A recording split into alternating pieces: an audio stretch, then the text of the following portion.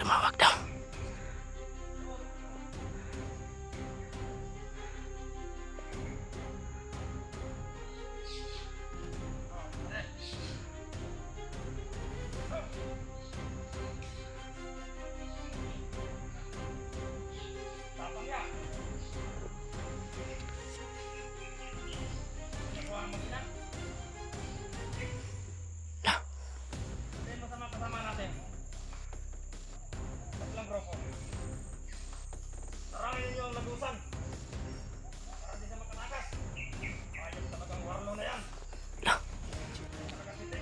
Totoo talaga yung mga supporters. Pinasok pala ni Marlo yung Brad ni Jeward, yung mag-ina niya. Usap to Brad, puto-buto yun Brad, dirigikan Brad, dirigikan oh, murila sila gigukod. Yan tol, success tol na nakita na kami ni Julio, kaya may kasama na tayo Brad. Kahit anong mangyari Brad, hindi tayo maghihiwalay. Yun yung kuha natin ilagay sa utak. Kung may ambusan na mangyayari, ay 100 lang yung tatakbuhan natin. Ha? Tol, napaka-critical dito tol. At may nakuhan kami kanina na tumatakbo, nagmamadali, kaya pinabayaan lang namin. Doon galing oh, dahil doon kami nakarinig ng putok. Doon talaga galing yung putok Brad. Kaya tol, ay makakausap na tayo. Ilang bisis tayo ilang bisis ako nag-send sa'yo ng location ba? Buti na lang yung pinagtambayan natin na location na nung nagkasama tayo dati ay nakuhan mo na, mukhaan mo pa. Nakuhan ko sa atong unang-una. Gani no? Grabe subaw na ko Brad. Sa ulan ba? Masakit kayo kung nakakingat daw. Kung nakakingat daw ganun. Ulan na ito ba? Buti na, kabihis ka. Nang kuhan. Nang ako ka-video. Hapon, ako ka-video. Ito mataas mo. Bayan po ito sa Ginoo na yung nagputukan doon ay mga kasamahan natin. Diyan ako ba yung baka si Lapidot yan, si Janrick o si Deb. Hindi ko na nagilap si Deb nung bulita. Hindi ko nakitingnan yung ha? Ambus kami. Oo, dahil nakamonitor ako sa video ninyo. May tinulungan kayo, di ba? May tinulungan kami na bandido. Pinahamak kayo. Pinahamak kami ba? Doon kami na-ambush. Yun yung nakita ko. Kaya hindi na ako tutulong ngayon sa mga bandido, Brad. Ano, patio na ako dito. Pwede po, pwede. Wala, pero kung tanaw na ito nga lahi iyang kuan. Kato ba'y duda, mga daan yun ato yun. Pero amo lang siyang kuan, taga-ag chance ba nga, mutabang siya. Hindi magpahamak mo niya. Na Brad, kay nadala man na sila sa ilusyon ni kuan Brad, ni Bagnot. Ibalot na sila sa itom na mahika. Ni Bagnot. Murag simigiluan na ang ordinary na kanilang utak ba. Diba? Kung may bata pa kayo ba, pero sayang. Sayang yun. Grabe yung subaw ko talaga ito. Buhay niya ito. Nauwi lang sa... Ano? Hindi tayo magtatagal dito. Hanapin pa natin yung ibang kasama natin. At siyempre focus tayo kay kuan ngayon. Kasi naawa ko sa nakita kong video. Pero sa ngayon ay wala pa akong nakitang video ni Jeward. Tingnan natin mamaya kung anong update sa video niya ngayon.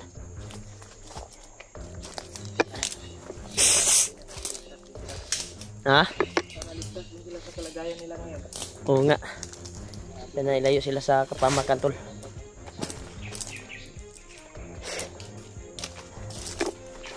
Salamat talaga ako tol sa dalangin niyo po na magkita na kami ni Julio.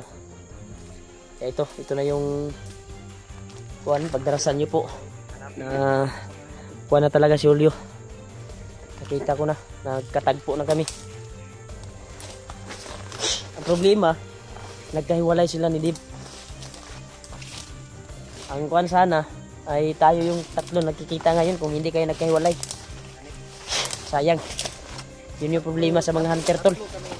Pag mabuo na ay may mangyari talaga na kuan talaga trahedya na kasi hindi mo na makuan yung kuan eh. Matagad yung kuan mo ba pag may ambusan na mangyayari. Kaya yung kuan natin ngayon ay wag Hindi tayo maghiwalay talaga. Yung direksyon ng mga mata natin ay kung saan takbo yung isa, naunang takbo noon, susunod. Di ba?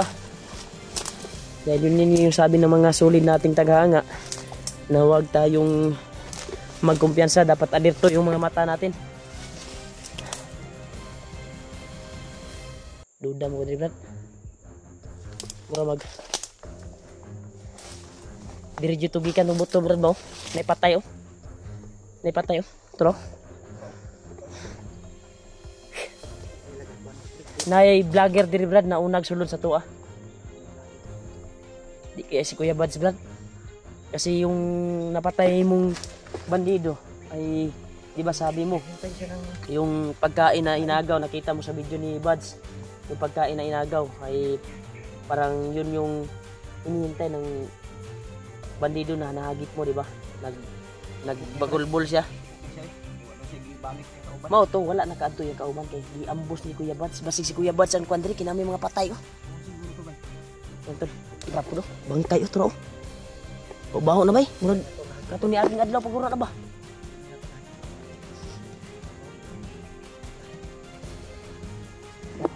Marami patay to. Yo tro. Tro.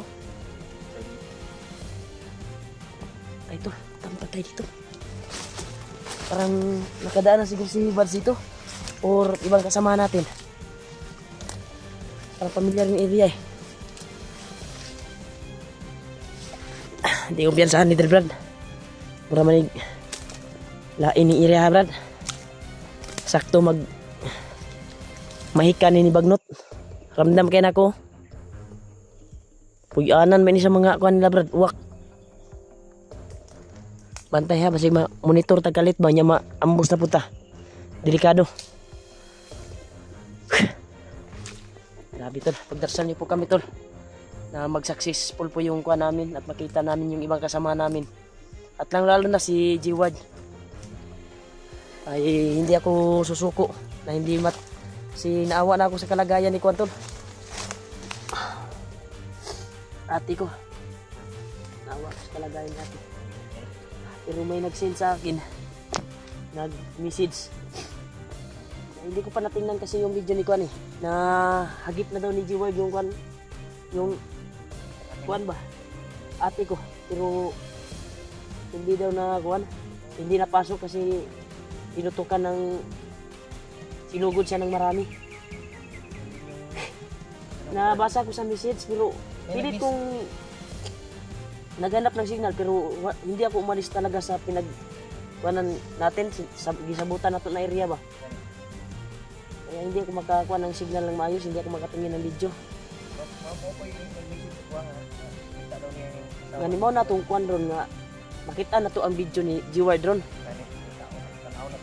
Kung sa katinuod, kung gaano katotoo to, kung nakita na ba ni G-Ward yung asawa niya.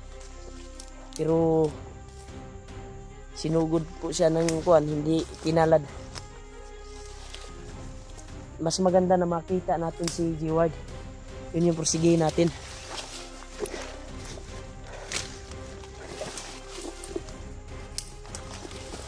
Target natin ngayon. Hanapin kung sino man yung mga kasama natin na pwedeng natin kuhanin.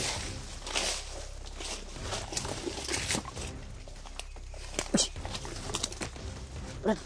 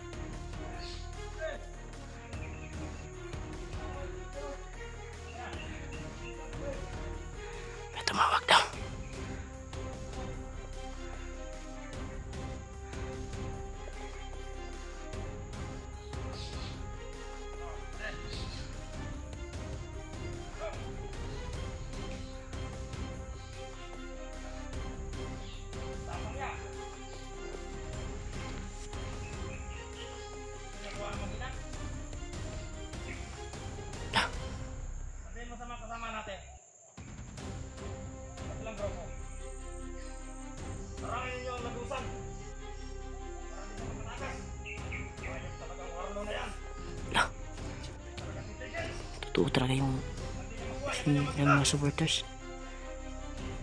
Pinasok pala ni Marlo yung kwan, Brad, ni Jeward. Yung mag-ina niya.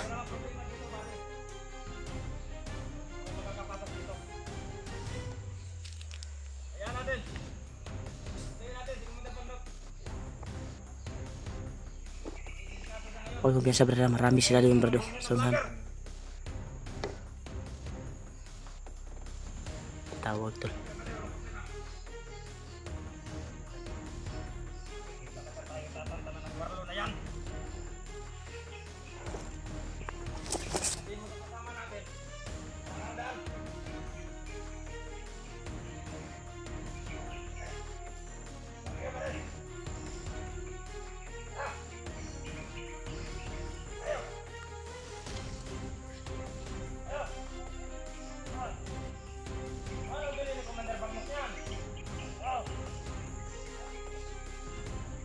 Silip na yung cellphone.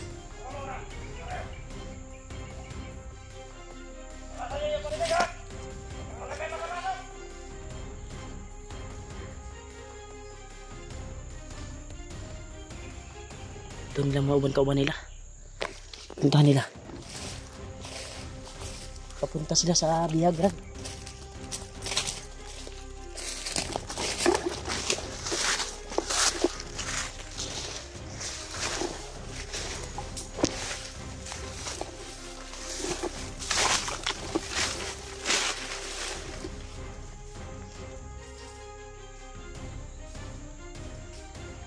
Alito sila, Brad.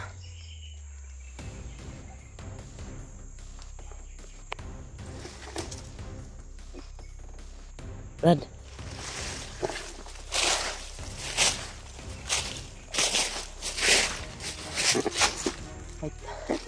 May tumawag to. Sa kabilang grupo siguro yun. Ang sabi ay pinasok doon ni Warlo yung mag-ina niya. Ito yung nabasa ko tol na si Jeward ay nakita niya yung asawa niya. Nagpursige talaga si Jeward tol na makuha yung asawa niya. Pilitin nating mahanap natin si Jeward at makontak para may kaagapay siya sa pag-rescue sa kanyang mag-ina. Delikado niya. Inaalito yung ibang kasamaan at pupuntahan daw nila para salubungin daw si Jeward. Delikadong madakpan si Conrad. Brad, nagplano sila nga dakpo nila si Jeward sa kabilang grupo. Nagplano sila na itrap nila si Jeward ba? Ligtas yung kanyang asawa. Oo nga. Yun yung narinig namin tol. Sayang yung cellphone bay. Maganda yun, marigalo daw ni Bagnot. Makita natin. Malayo na yun sila. Susundan natin.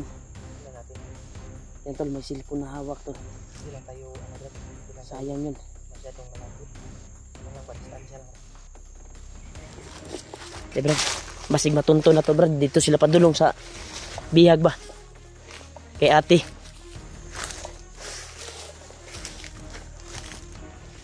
Di sila ni Agyo. Oh.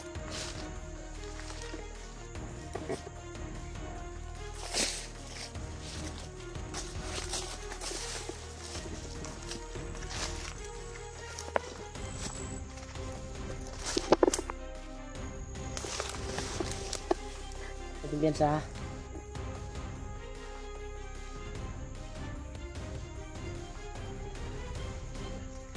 sila. Naginay-inay sila kadaghan. Yato din nila uman kauban. Sobra naman sila pulo bay. Yung iba una sa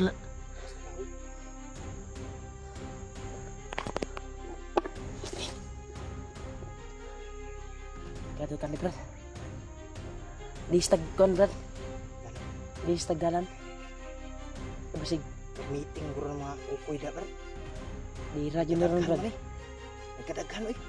Turang pinabot. Puto. Pwede mati na naman to. Yun. Umakan sila. Baka doon yun patungo sa kuan. Sa pinag-iwanan ni sa kanyang kasamaan ba? Sa kanilang bihag ba? Kasi palagay ko yung tumawag ay nagkuan og rescue ba?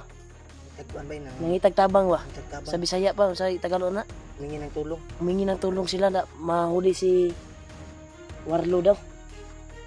Kaya doon siguro sila patungo. Ang delikado ni si G-Ward. Si G-Ward ba matrap? Wapo ni brad itong sundan brad.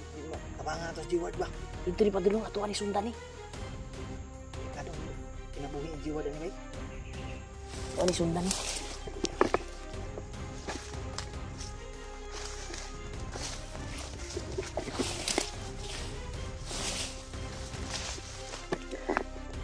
Naipadulong ha.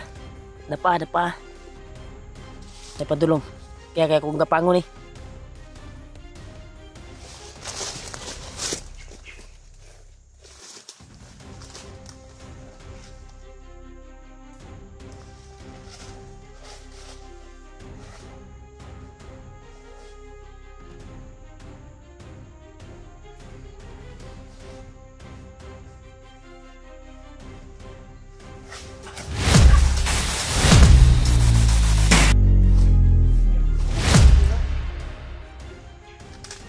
Ano ba?